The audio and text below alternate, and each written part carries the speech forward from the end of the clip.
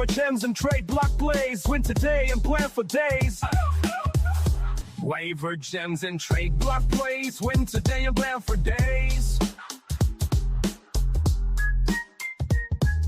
Waiver gems and trade block plays. Win today and plan for days. Win your league, stack that bread, or start a boom and lose instead. Sunday Surefire, let's go.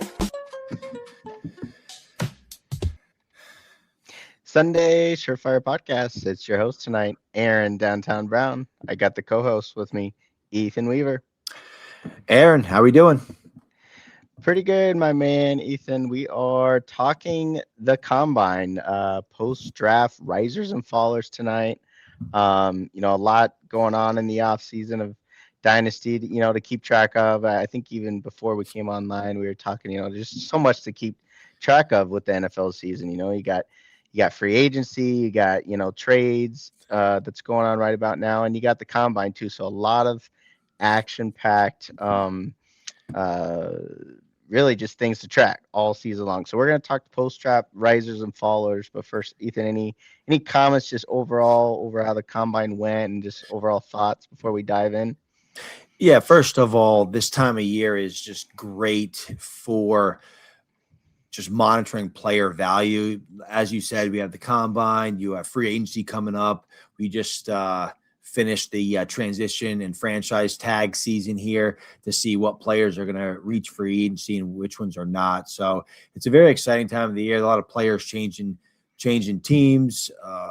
We're getting another piece of the puzzle with the Combine. So very, very exciting time as a dynasty manager. For sure. And one thing, it's always funny to talk about Combine and when you relate it to dynasty.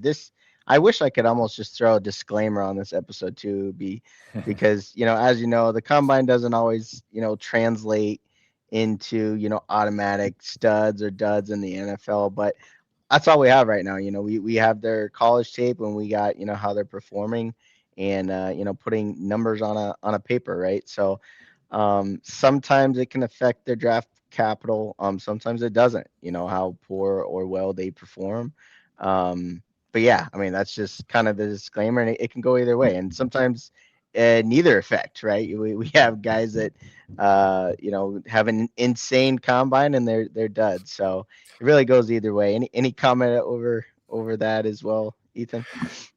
No, it does. And I've grown up in my older age as a dynasty manager.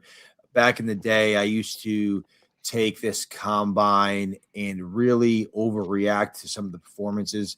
I remember one time I had a very high draft pick, I believe the 101, and at that time Josh Jacobs was the consensus 101, I believe, in a single QB league, and I overreacted to his poor Combine. I traded out of it, and I did not get what that pick was deserving of.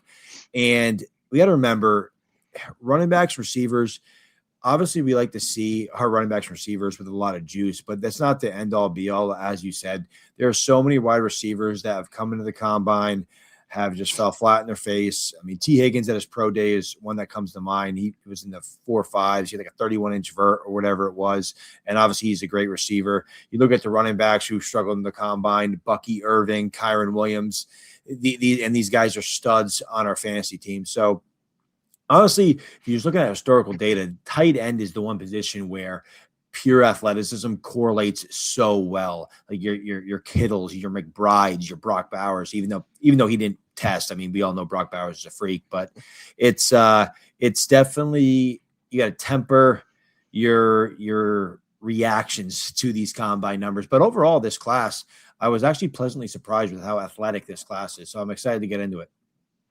Oh, for sure. Yeah, definitely excited to jump right in. And, you mentioned high-performing tight ends, and that's just a wonderful segue to the first guy we're going to talk for a riser or a winner over this draft Combine. And, Ethan, I'll let you first talk Kenyon Sadiq here out of Oregon, tight end. Got him as a riser. Yes, he's definitely a riser for me. As the commish said in his post-Combine mock draft episode, I don't want to double count his athleticism too much as Sadiq. If you watch his tape, if you know the player, he's an athletic specimen. But I don't think anybody expected him to come out, run a 4.39 40, 43.5-inch vertical, which I believe set the tight end record for all of like 5 minutes until another guy we're gonna talk about broke it. 11-foot 1-inch broad jump and 26 reps on the bench. Sadiq is an animal. I hear people calling him Sadiq the Freak just because he's just an animal. But what this does for him, like I said, I don't want to double count it, but I think this locks in as a top 15 NFL draft pick, which in turn just skyrockets his dynasty value in terms of safety and the odds that he's going to hit. So, I mean, we've had a lot of success lately with early drafted tight ends, and I think Sadiq is going to be the next one. Yeah, I love it. It's just so exciting to see. I mean, we especially you start seeing position breaking records. We had that a couple times. Another one we'll talk maybe at the end of the episode too. But yeah, I think Sadiq, Sadiq the Freak. It's definitely exciting as a Chiefs fan with Kelsey contemplating retirement and the Chiefs having a top 10. Oh boy.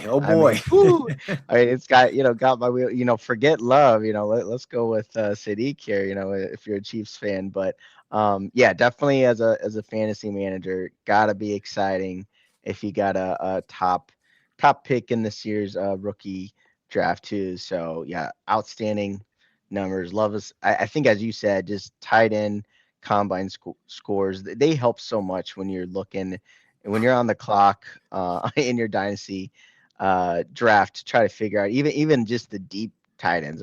You're just trying to look at someone who can maybe get on the field and make a name for himself, and they got a slightly fast 40. You're like, okay, he's got a little bit of speed. That sometimes that's all you got to go off of it, when you're deep on the clock. But yeah, Sadiq should be a high end pick, and the 4.39 dash is definitely amazing at the position. All right. Yeah. Well, moving. Yeah. Oh, go ahead. I was just gonna say, especially, I mean, when you're 6'3", 241 pounds, so it's very impressive. That's right. I mean, everybody freaked out with Kyle Pitts, athletic ability, in that draft. He was like you talked about it being the top 3 pick in that class too. So yeah, I mean, we're just outperforming themselves in the combine nowadays too. So it's definitely exciting. Very exciting to see where he ends up in this draft. And as you said, yeah, I think his capital in the real NFL draft rose too. But moving on, let's talk about Mike Washington. What do you got about the running back from Arkansas here? Honestly, I think he is arguably the biggest riser of any positional player coming out of the combine.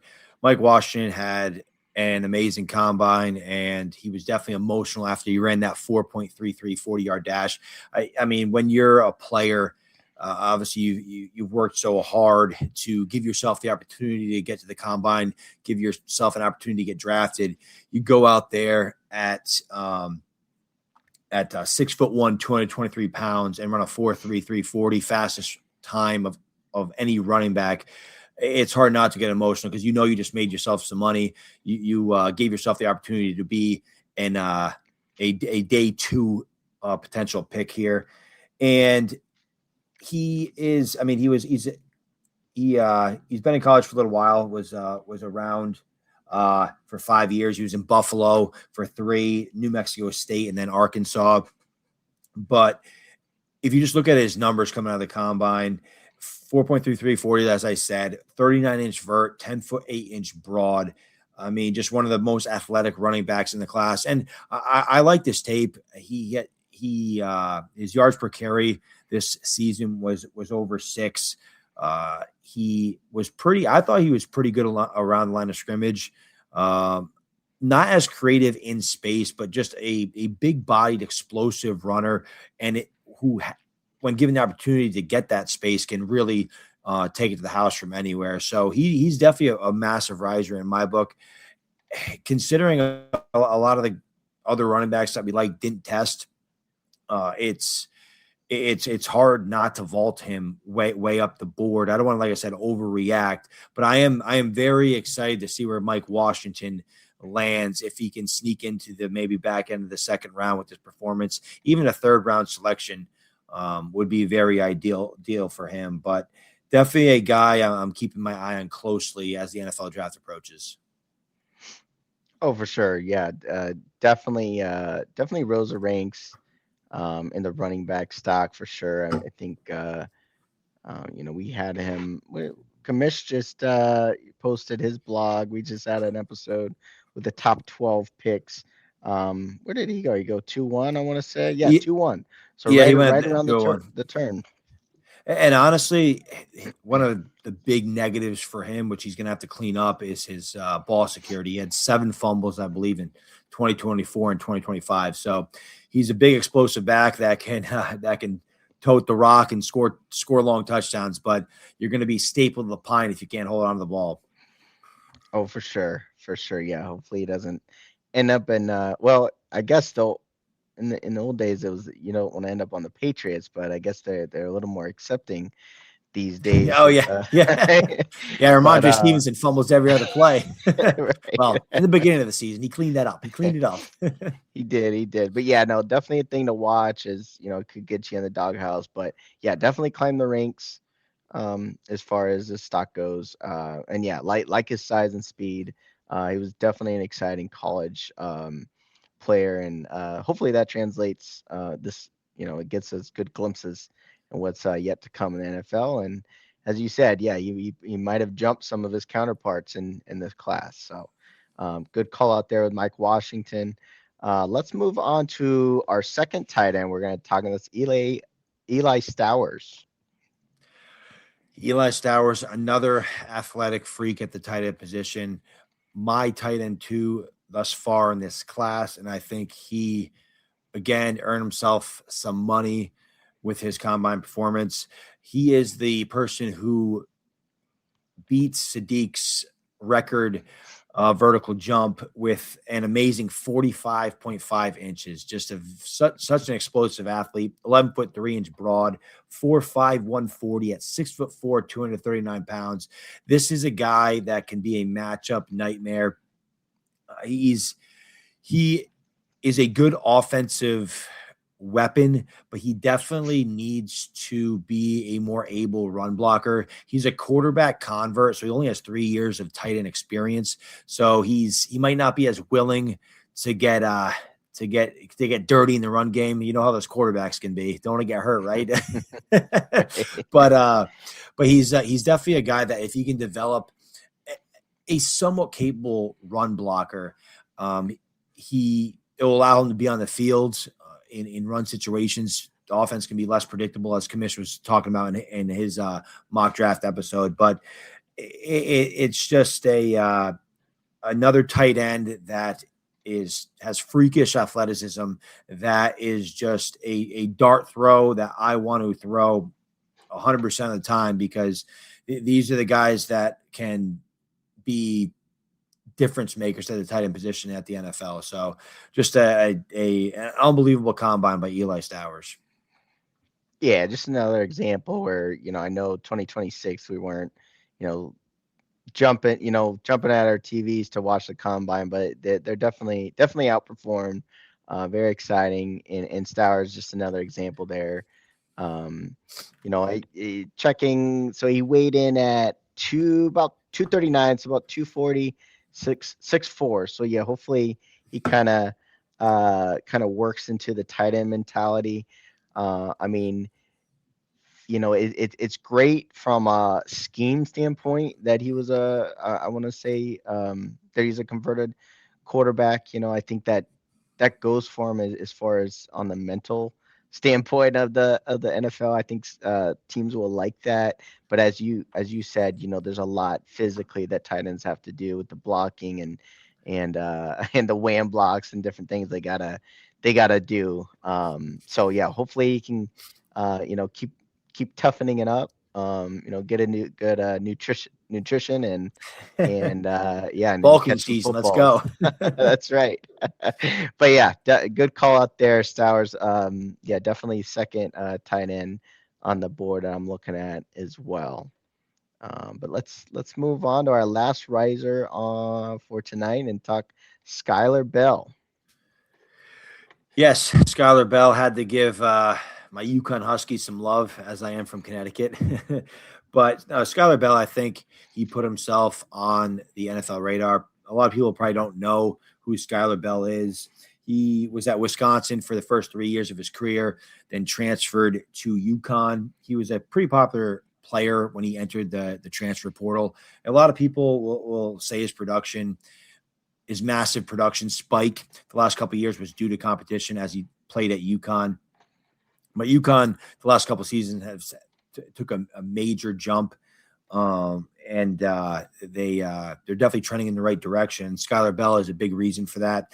In the last season, he had 101 catches for 1,278 yards, 13 touchdowns, ranking top 3 in catches, yards, and touchdowns in all of FBS. So Skylar Bell definitely showed out, and he showed out at the combine. He's 6 feet, 192, 4.4 flat 40-yard dash, 41-inch vert, and 11-foot 1-inch broad jump. So not only does he have the production profile the last couple of years, he also has the athletic profile that you're looking for. I think this kind of performance and production in college, I don't see him sliding past the third round. I could even see him creeping into the second round. So I think Skylar Bell, for people that don't know who he is, I think he just put himself on that radar, and so did a lot of people in this class. There was a lot of guys that, I mean, I haven't heard of, and you look at their numbers, you're like, holy cow, where'd this guy come from? So, as I said, just one of those combine classes where you look at the board and there's just so many guys that just blew up. And I'll let you touch on anything with Skylar Bell. Then, if you want me to go through a couple honorable mentions before we get to our losers, I can do that.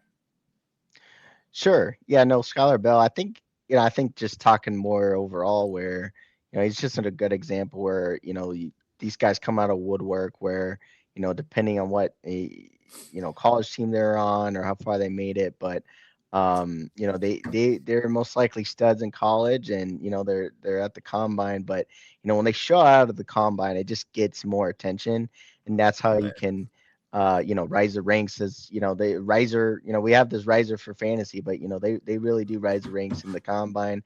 People slip, scouts, they a lot's on the line with these scouts and GMs. So these are you got like the Sky Moores of the world. You got guys that have these great combines where like as we said in the beginning, so it goes vice versa, but it definitely helps their stock and helps them go to the next level. And I think Bell's just a perfect example where like he's he might be a a late second, a mid to late second now, just due to rising ranks. And obviously we'll do a lot of post draft mocks as well to see where they what the scouts think. But I mean, we're amateurs in the game compared to them, but we'll definitely see. Oh, we got a comment here.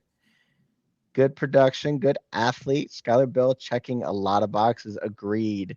Thank you, Li Gon TD, for the comment. Yeah, no, he does. I mean, as I said, great production profile last couple of years at UConn, and the athleticism was displayed at the combine. And he's a guy that UConn based their entire offense around him. They gave him the ball in the rushing game, the receiving game.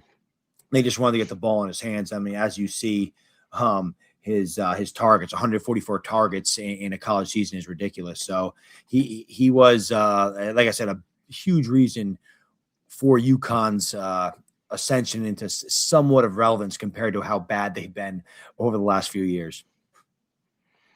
For sure.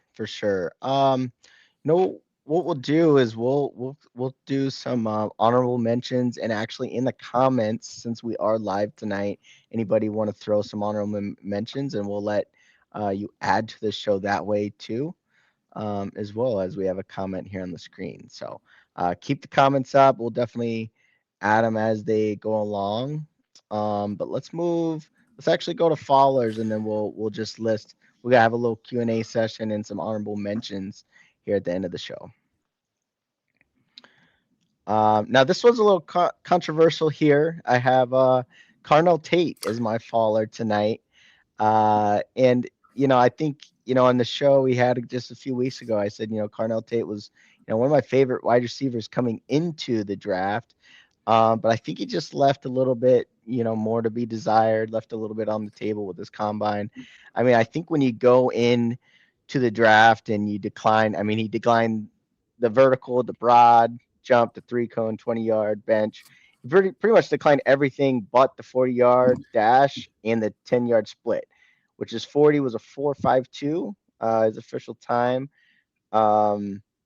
which actually ranked 27th out of out of 34 receivers who ran at the combine. So, being one of the elite, prospects coming into the draft when you only elect to do one, basically one thing before, all eyes are on you and you run it pretty poorly, doesn't really go too well. So I want to say like combine wise, definitely was a faller there. I think, with his, his 2025 season, having a 17 yards per catch season with Ohio State, that big playability, deep threat, it makes you wonder. It's like, okay, is this the scheme? Is this, is this more Ohio State, what's in the water type thing? But,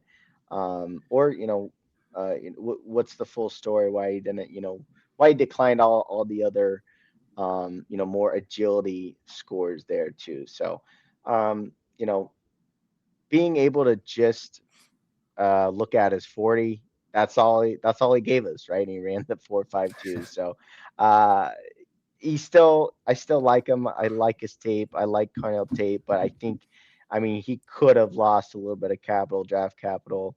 And obviously, I mean, there's some crazy leagues out there too, where you're drafting these rookies before the NFL draft. They happen as well. So, I think if you really got to look at this and you're trying to anticipate what the scouts are going to do, that could have dropped his stock as well. So, Ethan, any thoughts on Carnell Tate? Yeah, I think this is a classic example of let your fellow dynasty managers overreact to a, I guess, quote unquote, slower 40-yard dash by Carnell Tate. But Carnell Tate, I mean, he did have he had a lot of explosive plays. I think he had 7 touchdowns over 40 yards. But Carnell Tate, he's still going to be, in my opinion, a top 20 pick. That's his floor. I would be shocked if he fell outside the top 20. I mentioned it before, T. Higgins, who people like to compare Carnell Tate to. He had a very low burst score. He ran, I think, a 4.54 at his pro day. I don't believe T. Higgins ran at the NFL Combine, but I would not overreact to Carnell Tate running a 4.52, 4.53. He is 6'2". He's lanky. He showed so much on tape.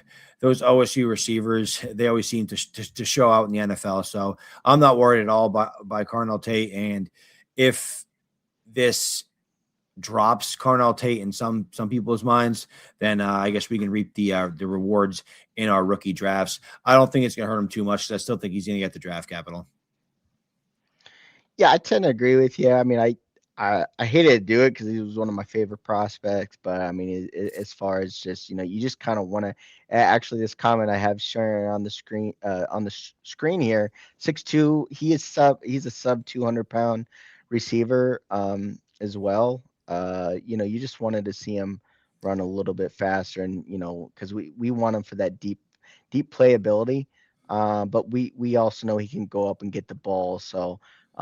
It'd be interesting to know, like what his broad or vertical would have been if he did choose to performing at the combine. So I agree with you. I'm not really too worried, but it's just something. It's something that could affect his stock slightly, but it couldn't at the same time. He might still be a top 10 pick. Yeah, and then to the comment here, 192 pounds at 6'2". That's a slight frame. So to that point, you would like to see Tate put on a little size and embrace that alpha X role. But in terms of like him skipping the agility, so many of the top prospects not only skip the agility, they skip the 40. But the big thing with the agility is these athletes aren't used to running the 20-yard short shuttle or the 3-cone on the Lucas Oil Stadium turf. So they're more comfortable doing that at their pro day where they practice on this turf all the time. They're going to be comfortable. They know how they're going to react on the turf, and they can get the best time possible, because the last thing they want to do is go out there in the 3-cone or the 20-yard shuttle and put up a poor time. So that's a little insight, because especially these top prospects who are going to, who they know their names are going to be called early.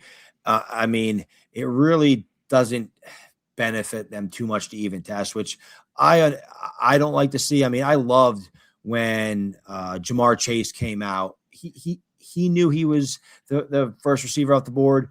Everybody knew he was the best receiver in college football, and he went out there and did every single combine workout and absolutely crushed it. I just love that as a competitor. He's like, hey, I know I'm the best one here. I'm going to prove it right now. I don't need to wait. I don't need to wait to get to LSU to make sure that conditions are perfect. I'm going to show you right now that I'm the best, most athletic receiver here. So I love that.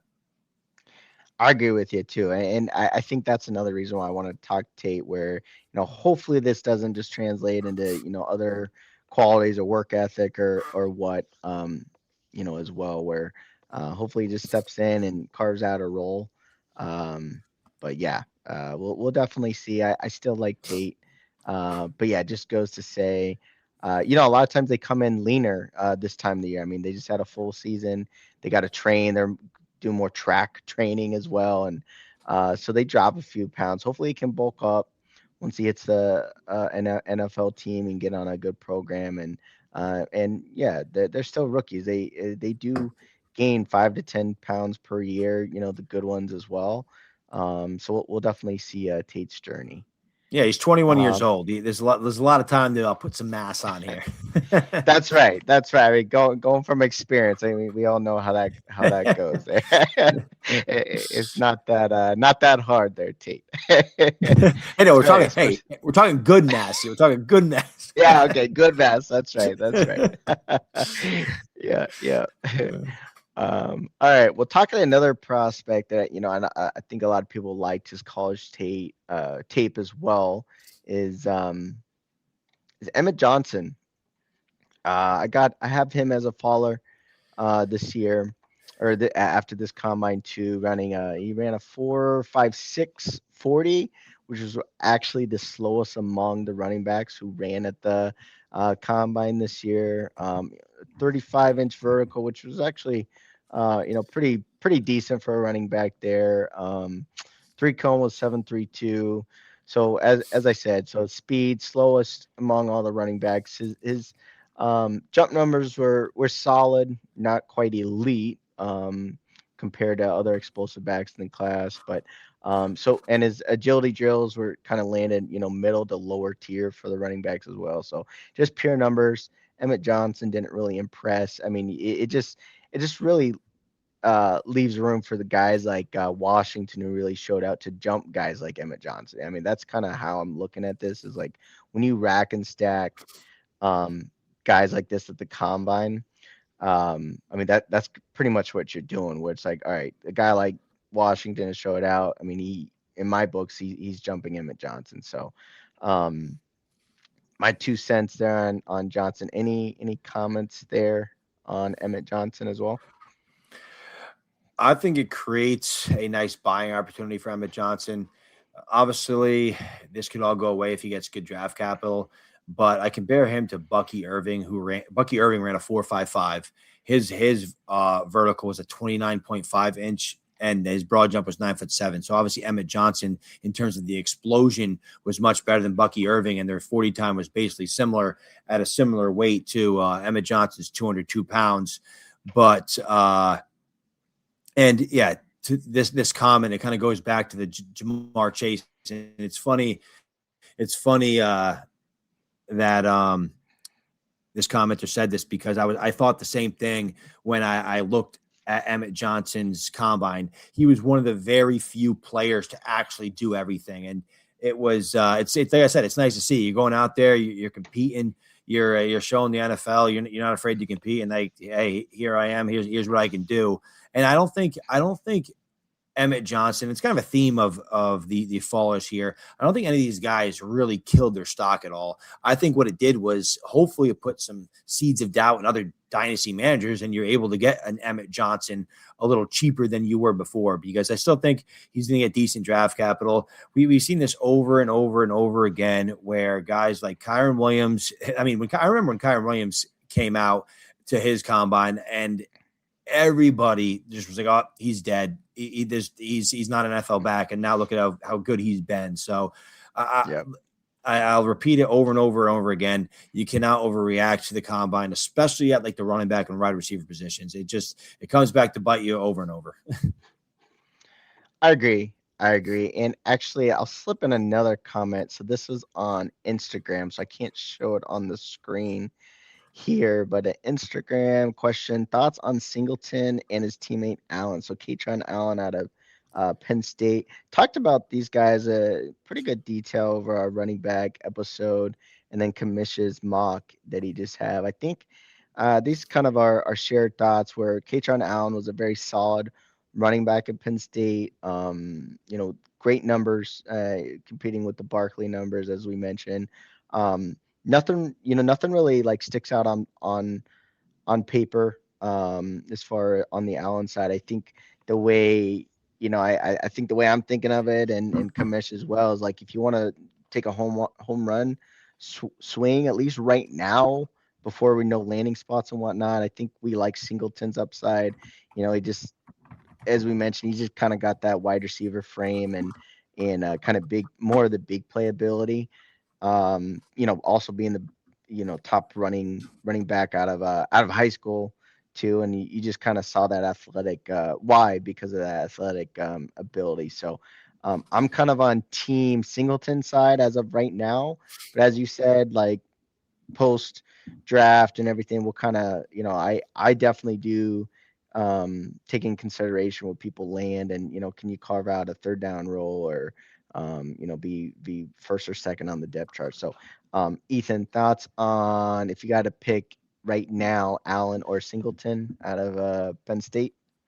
I'm going for the juice. I'm going Singleton. Unfortunately, I believe Singleton hurt his foot at the Senior Bowl, so he was unable to perform the combine, unfortunately, because it would have been awesome to see his 40-yard dash. But he did come in at 6 feet 219, which, if he's as explosive as we think he is, and he's fast as we think he is, that's pretty decent size. Kaytron Allen came in at 5'11", 216, so still decent size. I think Kaytron Allen is going to be more like, I don't know, a guy like Tyler Algier, who a guy like Lance Zierlein comped him to, more so a backup running back. Maybe he can come in the league as Tyler Algier, be a productive number two, and then maybe get an opportunity in free agency. But a guy like Singleton, he's a guy that I think can enter the NFL and be a difference maker on an NFL team. Unfortunately, we don't know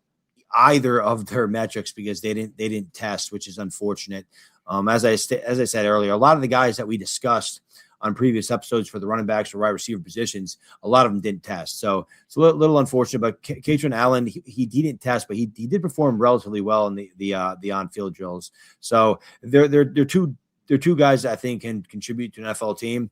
Obviously, draft capital is going to be massive for both those, because draft capital equals opportunity. So sometimes, no matter how much you like a player, if they get drafted in the 6th or 7th round, the odds of them getting the opportunity to be a difference maker on your fantasy team go way down.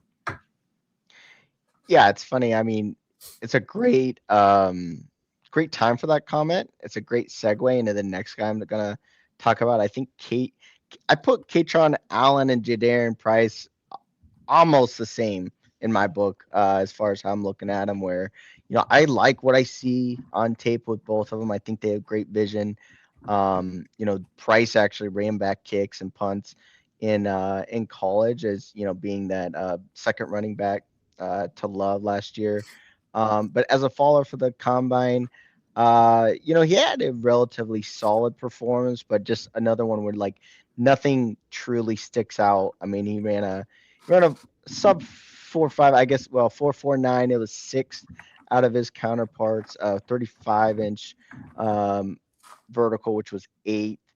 His broad jump, 10.4, which was third, right? And then a 21 bench reps as well. So slightly undersized back in the form of weight too, where hopefully he can gain it, maybe another 10 pounds as well. But yeah, I'm kind of putting, I know like Daniel Jeremiah is this is one of his favorite running backs in the class.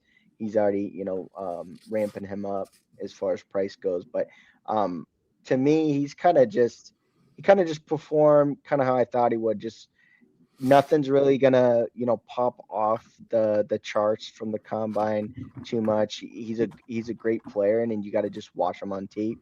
And again, as you said with Katron Allen, Price might be another one where if he lands on like a higher volume offense where he can fall in the end zone. We even said a sneaking team next year could potentially be Seattle, right? We don't know what Kenneth Walker's going, Charbonnet's injured. If one of those guys who have a nose for the end zone can end up with a good defensive team, be great. So I guess I'm talking good things about Price, but I'm labeling him as a faller where he didn't jump out at anybody. He had a relatively good he didn't crush himself doing the combine, but he really didn't jump out at you either, which I think that's kind of like his tape as well. So Ethan, any thoughts over Jadarian Price here? The only reason why Jadarian Price is, I guess, on this faller list, quote unquote, is because, as you said, he had a solid performance, but nothing kind of jumped off. The on-field drills were solid. They weren't like spectacular. The combine numbers were solid. They weren't spectacular. But a guy that came in at whatever it was, 202, 203, around there, you were expecting to see a little bit more juice from Jadarian Price. But it'll be very interesting to see where he goes in the NFL draft. Some analysts think he's going to be a potential second-round pick. Some don't think there's going to be a running back selected in the second round, and the only running back that will be selected in the first two rounds is going to be Jeremiah Love, Price's teammate. But it was a solid performance. I would have liked to see a little bit more size from Price, because I'm assuming his playing weight is a little higher, as you said, and he probably cut a little bit of weight to run a faster 40. And he barely broke 4.5. So I would like to see a little bit more juice from Price. But overall, as I said, it could be similar to Emmett Johnson, where it could lend itself to a little bit more, little buying opportunity here. But overall, Price is labeled as a faller, but solid performance. Yeah, as you said, Price weighed in at 203 for the combine. So yeah, I think a lot of times these guys are a little bit leaner this time of year. Hopefully it can now bulk up after this is all over with and they've done their track performances, right? So yeah, we'll definitely see. I still like him as a prospect. Combine wise, I just have him as a faller. All right, so we've had some nice comments on the show tonight, so we can talk honorable mentions and a little bit of live Q&A as well. I'll kick it off first, but I know Ethan, you got a good list as well you want to bring up, but I think I'd be kicking myself if we didn't bring up out of Arkansas, kind of a quarterback running a 4.36 in the combine. Vertical jump was 43.5, 43 and a half inches vertical. Broad jump 11.2. So he just had an insane combine. as I mentioned, he is a quarterback. He's kind of one where, can he be maybe a future prospect, maybe sit on the bench, a year or two or something, and all of a sudden he's a fantasy star. I mean, we know we love those Konami code quarterbacks, and you see numbers like that insane athletic score again at the combine. I think it would be remiss not to bring Taylon Green up tonight. But yeah, Ethan, comment on Green, and then I know you have a list of a few guys too. Definitely deserves some love on this episode. If only athleticism equated to good quarterback play, he'd be a locked and loaded top 10 pick here. That's right. But yeah, no, it's right. Yeah. Oh yeah. Oh, hey, that's actually a good segue. I wasn't going to bring him up right off the rip, but speaking of Trey Lance, his if for those who don't know, his younger brother was at the combine, receiver out of North Dakota State University, same school that his brother Trey went to. But I wanted to give him some love too, because he actually, he dominated the combine. 6'3", 204, and his numbers are kind of off the chart. 4.34 40, 41.5-inch vert, 11'1" broad jump, 7 flat 3 cone, and a 4.15 20-yard shuttle. Another guy that came to the combine, wanted to show out his athleticism, and performed in every drill except the bench press. But he was a very explosive playmaker for the Bisons over there in North Dakota State. He had 51 receptions for 1,079 yards this year. But over the last, so in the last 2 years, 2,157 yards and 25 scores. So Bryce Lance, I just wanted to give him a little shout out, because he's a guy that he's a guy that you can throw a dart on in your third round of your rookie drafts, because you're looking at those high upside potential prospects. And a guy like Bryce Lance, even though he is, I believe, 24 years old already, so he is an older prospect. He's been in school for a little while, but a very, very athletic receiver that, hey, you never know. He could formulate into something for an NFL team. Ooh, sorry, I got distracted with dynasty trade talk. Oh yes, I love little trade talk. Yeah. I gotta get in the mind, change mind frame out of combine talk for a second. Love me some Bryce Lance, but let's talk this trade real quick. Okay, so we got a super flex format, traded Laporta 2026 112 and Shador for Breece and Ferguson. That's is that Terrence Ferguson? I believe the tight end for the Rams. T. Ferguson. Okay. T. Ferguson. Yeah. T. Ferguson. Okay. Yep. So in Breece Hall, obviously, he just got franchise tagged by the Jets, because that makes sense for them, because they obviously need a running back on an expensive deal. Okay, so it doesn't look like it's a tight end premium league. So obviously that brings Laporta's value down here. The 112 and Shador. So just looking at this, the best player in the deal is Breece Hall. The 112 in this class, I think it's going to be an okay prospect, but it's not going to be a locked and loaded stud at this point, anyways, from what I see. So there's obviously a lot of risk with the 112. There's a lot of risk with Shador Sanders.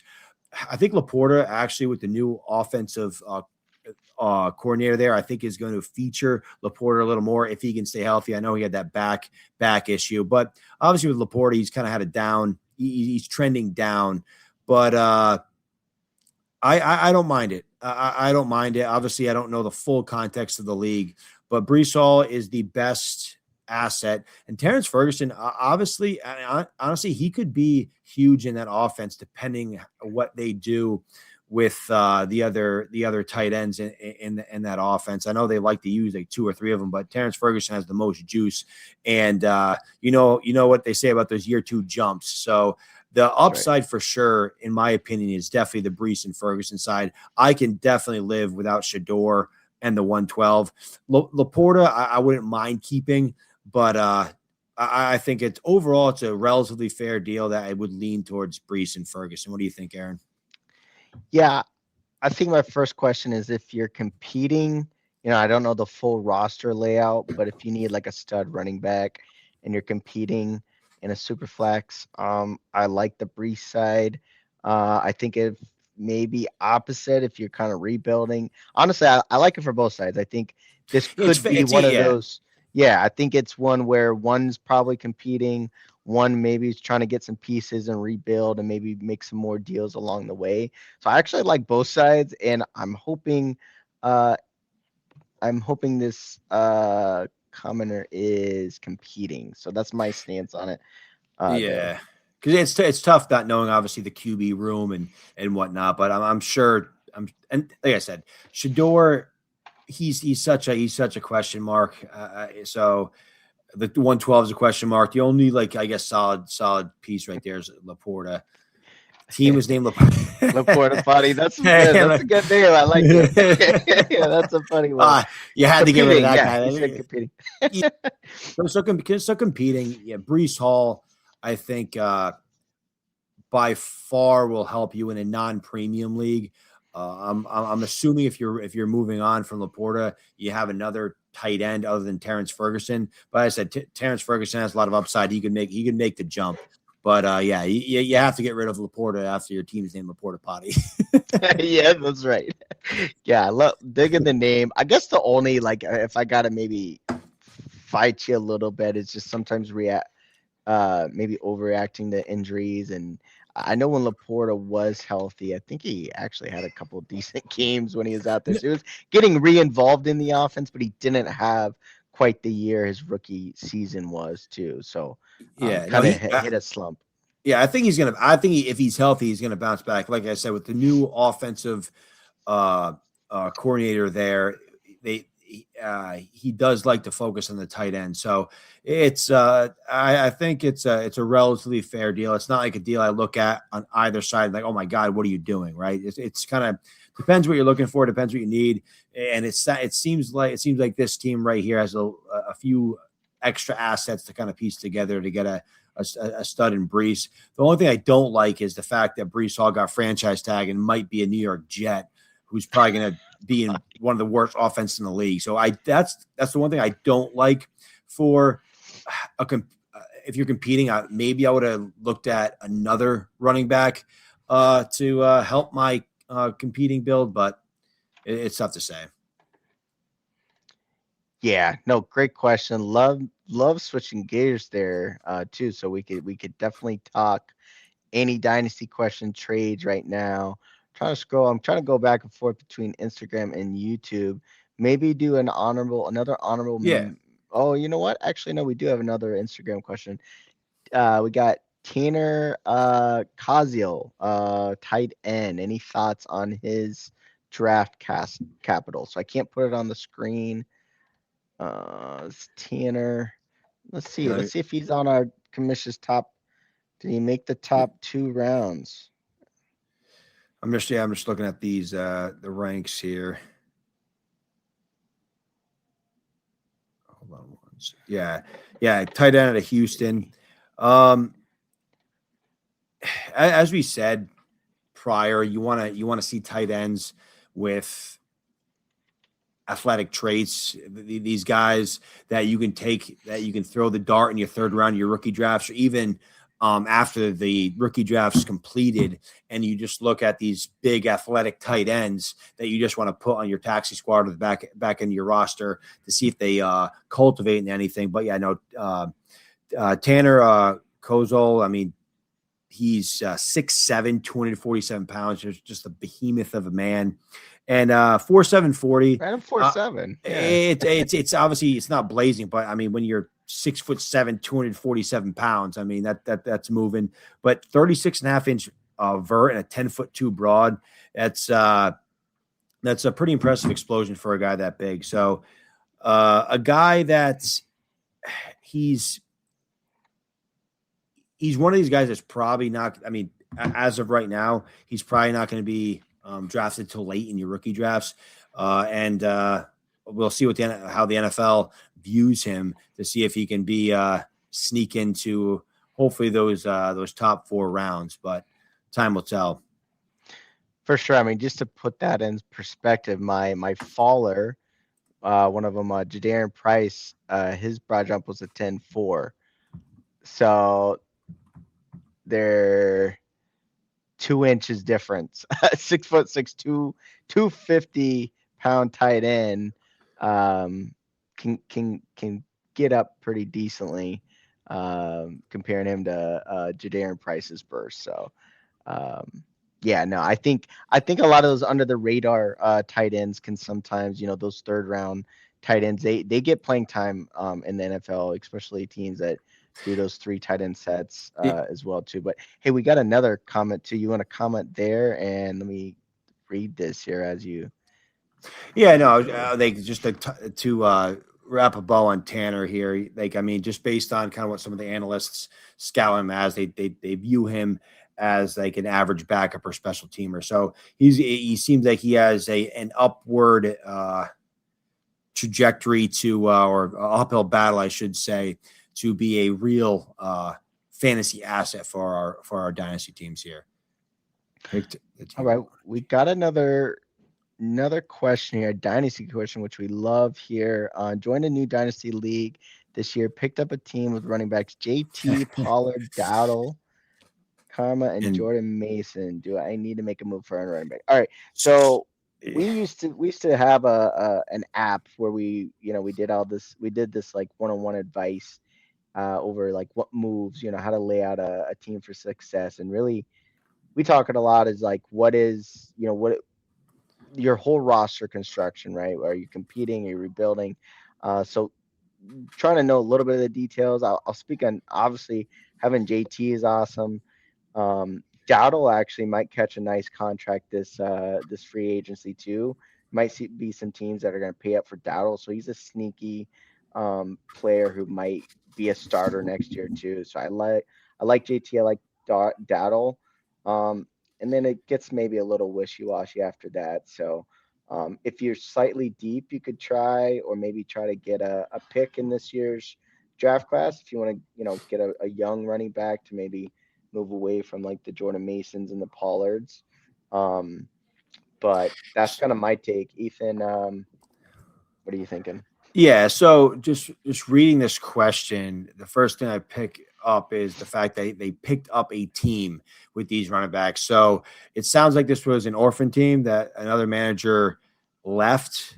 Okay, look, so I really like the receiving room. It seems like this team, just based on the running backs and receivers, it looks like it's going to be somewhat competitive. So that kind of changes the narrative a little bit with what I was going to say with the running backs. But your running back room is obviously aging with Kamara, Pollard. I know Rico Dowdle. I mean, he's getting up there, but I think he's going to have a chance to get a contract with another team. Obviously, Jonathan Taylor's a stud. So depending on how your quarterbacks look, I think this team actually may be able to compete. Jordan Mason, he's going to be a wild card because Aaron Jones is going to get released, but I'm sure they're going to bring somebody in. The free agent running back class is good, but I would look to move Kamara, Jordan Mason, Tony Pollard. I would look to move those for future picks or rookie picks this year. If you're looking for a running back, I really wouldn't look in this year's draft class. Obviously with Mahomes and Lamar. So this team. Yeah, this team's pretty good. So I would look to yeah, okay. So it's obviously, I mean, this team's ready to compete. So I would actually now looking at this, I would make a move. Now looking at this, when you got CD and JSN as your locked in starters. Oh yeah, you got Garrett Wilsons of the world, Ayuk even. Ayuk gets a big contract, you can even flip. You might be able to get another stud running back if you need one here. You might need another more reliable running back here, but it's a pretty solid team. It looks like now looking at the team where you could be competing with all those stars. Maybe one of your piece wide receivers, you could get a decent running back, but Dowdle might be a sneaky guy coming up. Yeah, if you can get, I mean, if you can get like another running back, a veteran back cheap, that's probably something. That's probably something I would do. I mean, Kamara, he's basically dead at this point. Jordan, like I said, Jordan Mason's kind of a wild card, but I don't. I think you'll be fine this year with JT, and I think the receiving core and quarterback should be fine with JT Pollard and Dowdle, but I would like a little bit more juice there. And obviously with Mahomes, I don't know how he's going to be, but it sounds like he's going to most likely be back week 1. You can probably touch on that a little bit better than I can, Aaron, but I know he's been pushing hard to come back. But if you, I mean, the biggest downfall for all our dynasty teams is hope, right? You don't want to just hope to compete, right? You should be able to look at your dynasty team that you're in, look at the top 5 teams, and be real with yourself. Do I have a logistic shot? If you have a logistic shot, if you have a legitimate shot, I would probably try to make a move. Obviously, I don't know what picks you have or whatnot, but there's a lot of aging running backs you can probably get relatively cheap that can help you compete. For sure. Yeah, even a pick or a decent middle of the road running back. I mean, we just see David Montgomery just got to deal with Houston, right? You might be able to get some cheaper guys that are getting a little bit older too, so you might be able to sneak away with like a David Montgomery, give you a little bit of depth. But yeah, just love that question. Love talking. Man, look at this. We're in February talking trades. This is how you win your dynasty leagues right now, because you can kind of make some moves coming into the season, get ahead of your other league mates. I mean, we just talked to Ayuk. I mean, once he gets a free agent contract or something, that's going to be coming around the table, or even before, if you can sneak away with guys like that. But yeah, love talking trades this time of year. Great segue into, make sure you're joining our Discord. We have tons of conversations on our Discord, on our Instagram. You can find our link there. We got all of our links. We can also send it to you if you can't find it. But yeah, loving the dialogue. We can still welcome any more questions where we go. Ethan, if you want to rattle off your last winners of this combine, and then we might be able to sign off after that. But definitely can welcome any other last minute questions. Yeah, I guess I feel like we need to talk about Jeff Caldwell, who I didn't know who he was prior to the combine, but he showed out. Wide receiver, Cincinnati.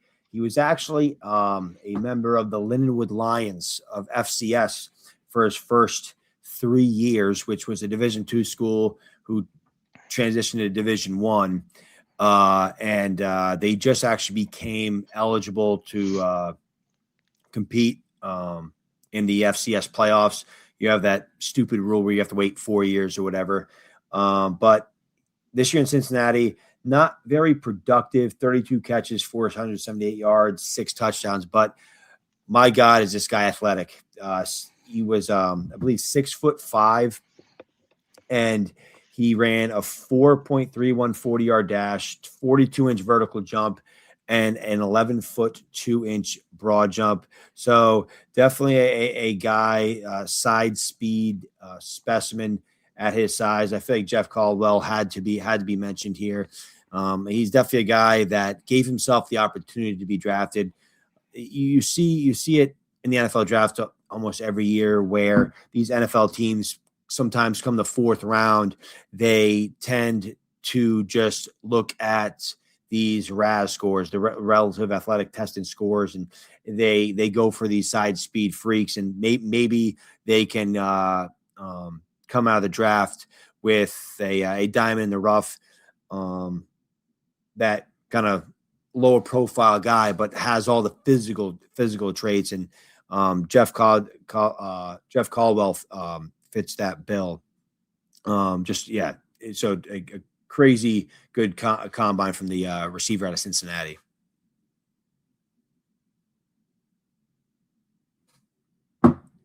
Oh, I didn't realize I was muted there. Yeah, I love honorable mentions this time of year too, because once you track some of these guys and you like them in post draft, and then you see or pre draft and you see them post draft, then you can really start seeing them make a depth chart when you put what you liked about him on tape or in college.